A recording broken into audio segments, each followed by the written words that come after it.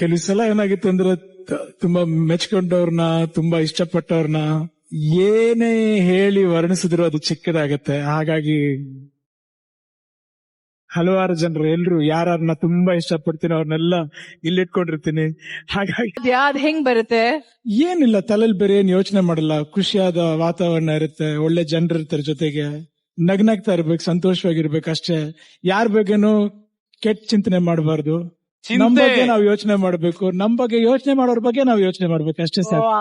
Love love love love love ಏನ್ ಮಾಡ್ತೀರ? Love ಎಷ್ಟೇ ಲವ್ ಮಾಡ್ತೀಯಾ? ಜೀವನ ಗೊತ್ತಾ ನಿನ್ಗೆ? ಪ್ರೀತಿ ಅಂದ್ರೆ ಗೊತ್ತಾ? ಜೀವನ ಅನ್ನೋದು ಮಿರರ್ ಇದ್ದಂಗೆ, ಕರಡಿ ಇದ್ದಂಗೆ. ನೀನ್ ಅದನ್ನ ನಕ್ರೆ ಅದ್ ನಿನ್ನೋಣಾಗತ್ತೆ, ನೀನ್ ಅದನ್ನ ಹತ್ರ ಅದ್ ನಿನ್ನೋಣ ತಳತ್ತೆ. ಇಷ್ಟೇ ಜೀವನ.